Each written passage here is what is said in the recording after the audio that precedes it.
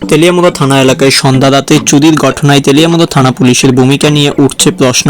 ঘটনা বুধবার সন্ধ্যা রাতে তেলিয়ামুড়া থানা এলাকার করিলং শিশু বিহার এলাকায় ঘটে এই ঘটনা। খবরে প্রকাশ করিলং শিশু বিহার এলাকার বাসিন্দা পেশায়ী কাঠমিস্ত্রি দুলাল সূত্রধরের বাড়ির লোকজনের অনুপস্থিতির সুযোগকে কাজে লাগিয়ে কে বা কাহারা চুরির কাণ্ড সংঘটিত করে বলে অভিযোগে জানা যায়।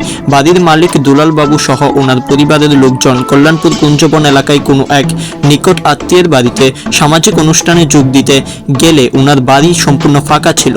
সেই সুযোগকে কাজে লাগিয়ে কে বা কাহারা এই চুরির কাণ্ড সংঘটিত করে। পরবর্তীতে দুলাল বাবু সহ ওনার পরিবারের লোকজন বাড়ি ফিরে এসে দেখতে পায় পুরো ঘর লণ্ডভণ্ড এবং ঘরের আসবাবপত্র ছড়িয়ে ছিটিয়ে পড়ে রয়েছে। ওনারা প্রত্যক্ষ করেন ঘরে থাকা স্বর্ণালঙ্কার সহ বেশ কিছু পরিমাণ নগদ অর্থ উধাও। পরবর্তীতে ঘটনার খবর পাঠানো হয় তেলিয়ামুড়া থানায়। ঘটনার খবর পেয়ে তেলিয়ামুড়া থানার পুলিশ ডাল তরোয়ালহীন নিধিরাম সর্দারের মতো ঘটনাস্থলে পৌঁছায় অনেক বিলম্বে। ঘটনাস্থলে পৌঁছে প্রাথমিক তদন্তের পর থানামুখী হয় তেলিয়ামুড়া থানার খাকি বাহিনী। তবে সন্ধ্যা রাতে তেলিয়ামুড়া থানা এলাকায় এ ধরনের চুরির ঘটনা থানা পুলিশের ভূমিকা নিয়ে উঠছে নানা প্রশ্ন। এখন দেখার বিষয় তেলিয়ামুড়া থানার পুলিশ ঘটনার তদন্তে নেমে কতটুকু কুলকিনারা করতে সক্ষম হয়। ঘটনা হয়েছে আমরা তো 4টার সময় আমরা গেছিলাম ওই কুঞ্জবন এখন সাদের নিমন্ত্রণ আসলো। আচ্ছা, সাদের নিমন্ত্রণ গেছিলাম আমরা সব ফ্যামিলি এক করে গেছি। ঘর বাড়ি তালা আমরা গেছি। ধরুন আমরা যাওয়ার পরে 7টা বাজে বাইক ঢুকছি। 7টা বাজে বাইক ঢুকছি, গেট তো সামনে তালা ঠিক আছে, তালা খুলছে আমার বউয়ে খুললে ঘর উঠানো আছে। উঠানো এসে মেন ঘরে তালা খুলছে, ঠিক আছে।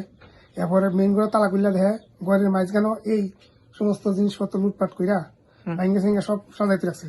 খোলামেলা দরজা, সুকেস, ডয়ার, ওই পয়সার একটা ইয়ে আসলো নিচে ব্যাংক আসলো, ব্যাংক ভাঙছে ভাইয়া।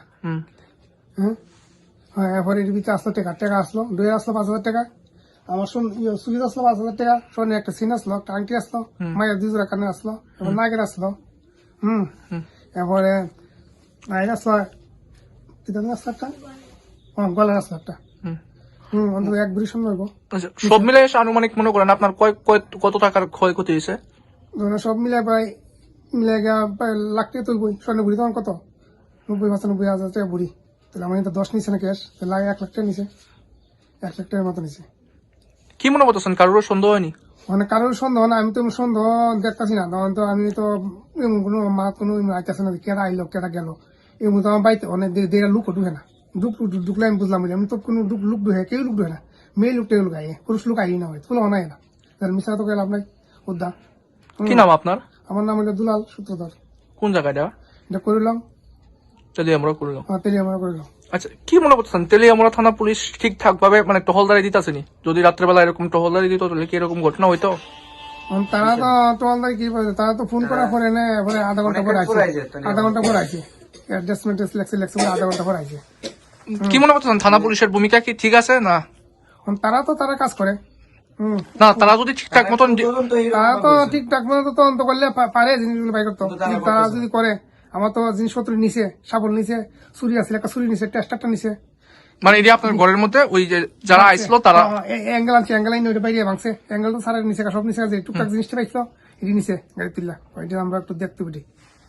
লয়ে যায় লয়ে গেছে ওই পিছের দিকে আইছে, ওই তো ভাইয়া পুরা টুরা ভাইয়া বিছনা উপরে উঠছে, দেখতে গেছে স্যার সব। তো কইছিল কুকুর আনতে সাথে কিছু কথা ঢুকে গেছে, যদি না ঢুকতে পারে বাইরে একটা গেটে বাইরে, এই ঘরে যদি না পাড়া দিতা তাহলে কুকুর আইন চেক করলাম বলে।